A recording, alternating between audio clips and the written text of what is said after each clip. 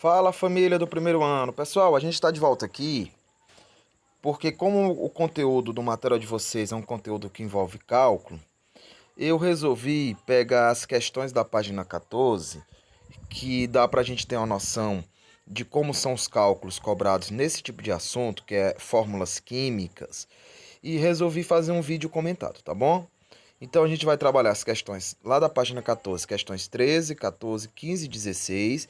E vocês fiquem atentos, usem esses vídeos que eu estou colocando para vocês como referência. Não deixem de estudar, gente.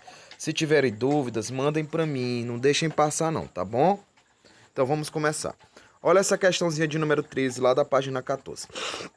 A combustão realizada em altas temperaturas é um dos fatores da poluição do ar pelos óxidos de nitrogênio. Isso aqui a gente já sabe, gente, porque a gente já viu lá no nono ano de poluições, né, o smog fotoquímico, chuva ácida, quando você queima compostos derivados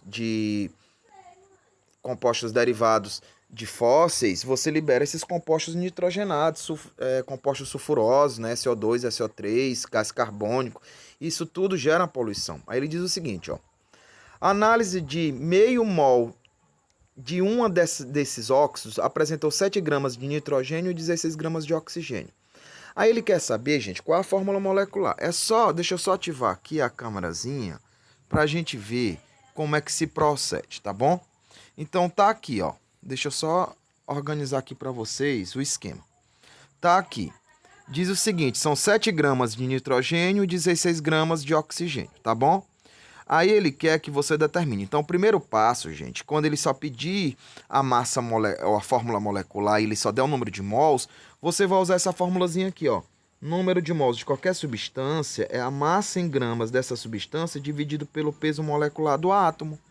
Então, vamos ver aqui, ó. Nitrogênio, a massa em gramas é 7. O peso molecular de um átomo de nitrogênio, ele é 14. Então, eu encontrei o quê? Meio mol, ó. Depois, do oxigênio também, 16 gramas dividido pelo peso de uma molécula de oxigênio vai dar 1. O que é que acontece, pessoal? Eu não tenho fórmulas com números fracionários. Então, eu encontro um valor que eu multiplique todo mundo. Então, vai ser 2. Multiplicando meio por 2 dá 1, ó. E multiplicando 2 por 1 dá 2. Então, a fórmula é essa, NO2. É uma questãozinha rápida, fácil, ó. Letra D da questão de número 13, tá bom? Então, vamos aqui para a próxima aqui. Questão de número 14. É uma questãozinha também, mas é tranquila também essa questão. Observe, gente, que todas as vezes essas questões de química, elas têm uma contextualização.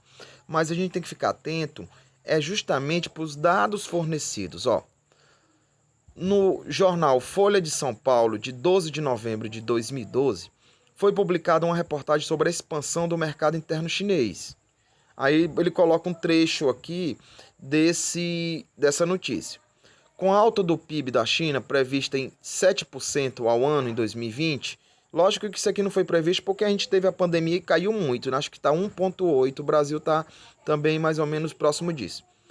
Os exportadores latino-americanos se beneficiarão com a exportação de seus minérios de ferro, cobre, carvão e petróleo.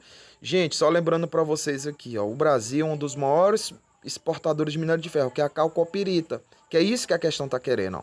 O mineral que contém cobre é a calcopirita, cuja fórmula, ele deu a fórmula molecular aí, ó, gente. Vamos só interpretar. A fórmula de uma moléculazinha de calcopirita, é lógico que a gente encontra na forma de minério, na forma de uma rocha. Mas uma moléculazinha que representa a menor estrutura dela é um cobre, um ferro e 2 enxofre. A porcentagem em massa de cobre nesse mineral é... Gente, é muito fácil fazer isso aqui. Basta pra gente fazer o quê? Determinar primeiro a fórmula, o peso molecular dessa formulazinha aí. E depois trabalhar com porcentagem. Então vamos ver aqui, ó. Tá bom? Tá aqui, ó. Vou só puxar pra cá. Pra botar aqui pra vocês verem, ó.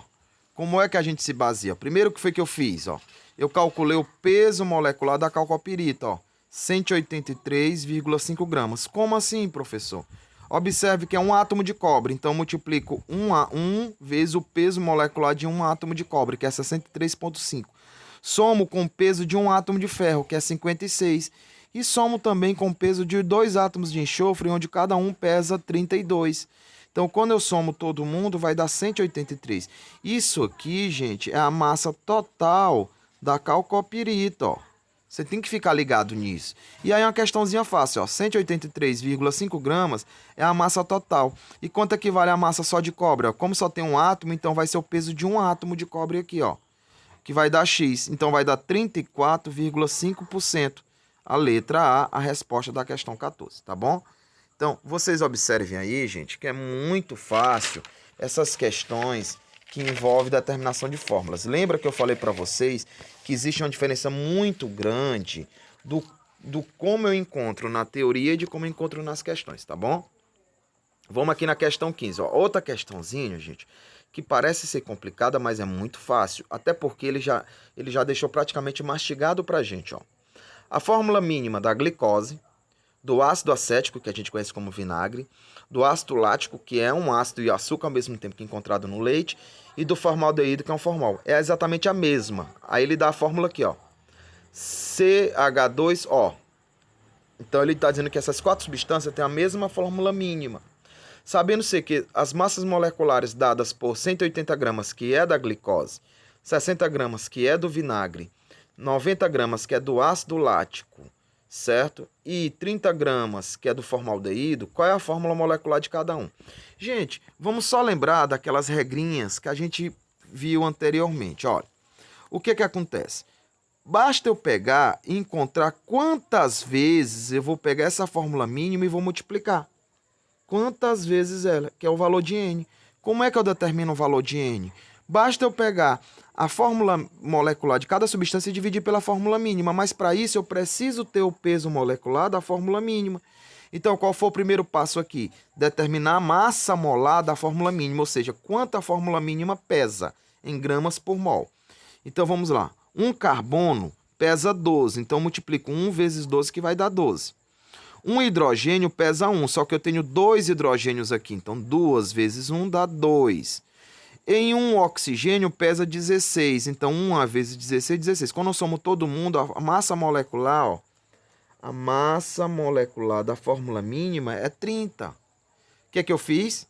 Peguei aqui, ó, glicose, ácido acético, deixa eu ver quem mais, o ácido lático e o formaldeído, e fiz a determinação de quantas vezes eu vou multiplicar a fórmula mínima. Para isso, observe aqui, como foi que eu fiz, ó. A fórmula molecular, ela é igual ao quê? A N vezes a fórmula mínima. Como a fórmula molecular da glicose é 180 e da fórmula mínima é 30, eu dividi 180 por 30, que deu 6. Na sequência, foi que eu fiz? Multipliquei 6 vezes a fórmula mínima e obtive a fórmula molecular. Ou seja, a fórmula molecular da glicose aí, ó, é C6H12O6, ou seja, são 6 carbonos, 12 hidrogênios e 6 oxigênios. Depois, a gente foi, gente, para o ácido acético, que é o vinagre. Dividi o quê? A fórmula molecular por 30 e obtive 2. Então, pego a fórmula mínima e multiplico por 2. Observe que são aquelas duas etapas. Etapa 2 e etapa 3, daquela regrazinha que eu coloquei para vocês. E a fórmula do vinagre é essa, ó. São 2 carbonos, 4 hidrogênios e 2 oxigênios. Depois, fizemos isso para o ácido lático, a mesma coisa. Ó. A fórmula molecular é igual ao quê? A N vezes a fórmula mínima. Então, a fórmula molecular do ácido lático é 90 e a fórmula mínima, que é igual para todo mundo, é 30. Dividi 30 por 90 deu 3. Depois, multipliquei a fórmula mínima por 3, que deu justamente, ó, 3 carbonos, 6 oxigênios e 6 hidrogênios e 3 oxigênios. E por último, ó, é só técnico isso aqui. E por último, determinamos a fórmula molecular do formaldeído, que é o formol que nós conhecemos. A fórmula molecular do formaldeído, gente, é 30. Isso aqui já está mostrando que é a própria fórmula mínima. Ó.